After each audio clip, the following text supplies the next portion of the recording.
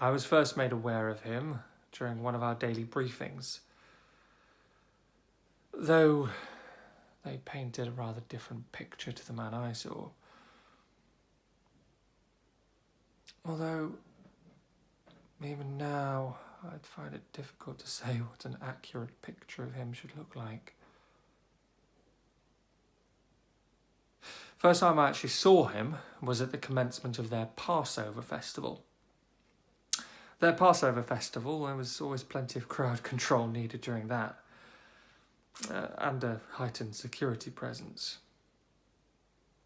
But the policy had always been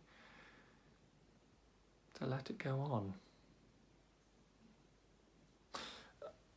Obviously, we needed to keep a lid on things and step in if necessary, but as long as there was no kind of trouble, well, they could have their fun. I think that's how the Empire likes to do things, really. Keep them on a leash, but throw them a bone every now and again. It's a huge operation. 2 million Jews from all over the world in attendance. They're celebrating some long ago religious milestone. An escape from tyranny and oppression, apparently. Which I always thought somewhat ironic, given their current circumstances. But, given the numbers and the festival's theme, there was always a degree of tension around it, especially this year. We had heard whispers of unrest and some dispute about their religious affairs had arisen. Our intelligence told us that there was a groundswell of expectation that there would be Messiah, some kind of prophet or freedom fighter sent by their God, would soon be rising up from within their ranks to conquer the empire and lead them into a new era of peace and prosperity.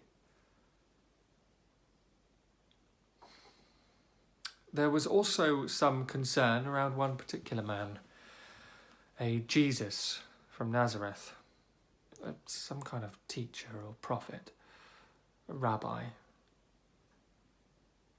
He'd been making some wild claims, apparently. But there were also rumours of healings and miracles and such like. To be honest, it was difficult to create a consistent image of the man. Now, our sources told us that he was staying in Bethany with a small band of followers, and that he would be entering Jerusalem for the Passover by the Jericho Road. My orders were essentially to keep an eye on him during the festival and note down any subversive elements and what I'd seen or heard and report back if there were any particular issues. By the time we got to the Jericho Road, a crowd had gathered, and it had started to get vocal and increasingly boisterous, clearly expectant that their would-be hero was soon on his way to boot out us Romans and give them back their land. The songs they were singing repeatedly made a reference to a king that they were soon expecting. That bothered me. Any reference to a king other than Caesar is dangerous talk, even in a song. I ready my men, but as he comes into view,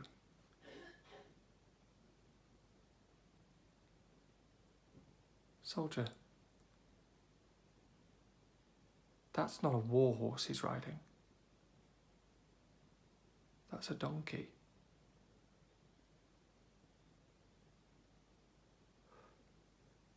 I thought it quite comical at the time. And as he enters the city through the Golden Gate, he doesn't turn right to attack our garrison. He turns left towards their temple.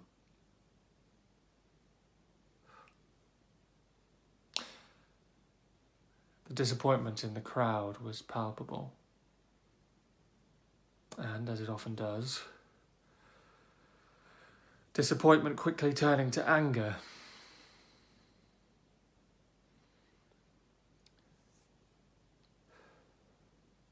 I was going to need to keep an eye on this.